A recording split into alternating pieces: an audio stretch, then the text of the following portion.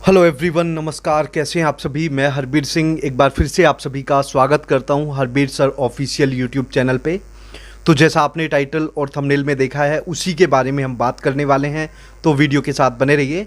और अगर आपने अभी तक अपना ये चैनल सब्सक्राइब नहीं किया है तो सब्सक्राइब ज़रूर करें, ताकि इस तरह की और भी वीडियोज़ आपको टाइम टू टाइम मिल सकें।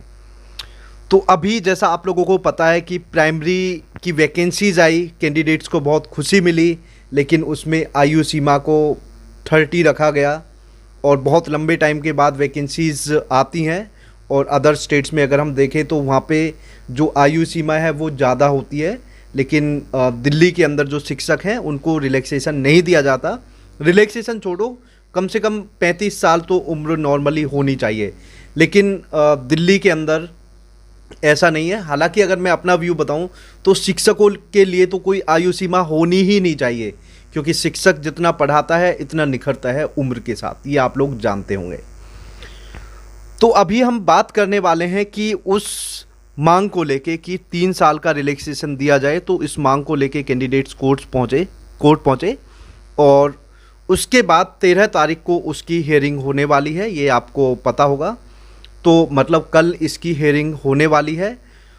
अब इसके अलावा बहुत सारे कैंडिडेट्स मतलब और भी बहुत सारे लोगों से मिले, उनसे कोशिश की कि वो कुछ हेल्प करें, लेकिन हेल्प कहीं से नहीं मिली। तो अब अंत में वो कोर्ट का ही दरवाज़ा उनके पास बचा, तो वहाँ पे वो रिक्वेस्ट कर रहे हैं, अपनी मांग रख रहे हैं। तो इस चीज़ को लेके जो केस है वो 13 तारीख को, मतलब कल, उस पे फैसला आने वाला है। आखिरकार वो दिन आ रहा है जिसमें मतलब फैसला आएगा। हालांकि मैं आपको बताता हूँ कि जो कैंडिडेट्स इसमें जुड़े हैं, सबसे पहले तो मैं उन सभी को धन्यवाद करता हूँ कि आप लोग इस मुहिम में जुड़े, आपने प्रयास किया, आपने अपनी मांग रखी और जो गलत हो रहा है उसके खिलाफ आपने आवाज़ उठाई। देखो, परिणाम चाहे कुछ भी हो, लेकिन वीर वो होता है जो परिणाम की परवाह किए बिना मैदान में जाए और लड़े। तो आप लोग मेरी नज़र में बहुत बड़े वीर हैं। आपने प्रयास किया, आपने कोशिश की, परिणाम चाहे जो हो। हालांकि परिणाम की जो संभावना बताई गई वो अपने आप में बहुत कम थी, लेकिन फिर भी आप इस मुहिम में जुड़े, आप अपनी हक की बात रखने के लिए गए और कोर्ट तक पहुंच गए। तो आप लोग मेरी नज़र में वीर हैं। परिणाम चाहे कुछ भी हो कल, लेकिन आप लोग इस मुहिम में जुड़े, तो मैं आप सभी को दिल से सैल्यूट करता हूं। सबसे पहले तो अभी हम जो बात कर रहे हैं वो बात ये है कि कल इस पे फैसला आएगा और आखिरकार जो कैंडिडेट्स हैं उनका इंतज़ार ख़त्म होगा।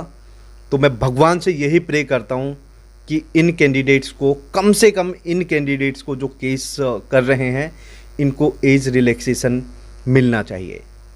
और सबको मिले तो अच्छी बात है, लेकिन जहाँ तक है, मैंने पहले भी बताया था कि सबका पॉसिबल लग नहीं रहा, और मिल गया तो बहुत ही अच्छी बात है, वो आप लोगों को मैं बता दूंगा। लेकिन अब हम कोशिश यही है कि कम से कम इन कैंडिडेट्स को रिलैक्सेशन मिले, और इससे जुड़ी हुई जो जानकारी होगी तो आप लोगों को कल बता दूंगा मैं, जो भी कोर्ट से अपडेट आएगी। तो आप सभी इन कैंडिडेट्स के लिए प्रे करें कि इन कैंडिडेट्स को इनका हक मिले, और जो इन्होंने इतने टाइम मेहनत की है उस मेहनत का इनको रिजल्ट मिले। तो इसमें बहुत सारे कैंडिडेट्स हैं, चलो मैं नाम तो क्या लूँगा, बहुत मेहनत की है इन कैंडिडेट्स ने। और मैं सच बताऊं, दिल से मेरा मतलब यही है कि इन कैंडिडेट्स को एक बार एज रिलैक्सेशन मिल जाए 3 साल का। तो आप लोग क्या कहते हैं कमेंट के माध्यम से ज़रूर बताइए, और कल देखते हैं क्या होगा। अब भगवान से हम यही प्रे करते हैं कि इन कैंडिडेट्स को रिलैक्सेशन मिल जाए। तो थैंक यू, बहुत बहुत धन्यवाद आप लोगों का। जय हिंद।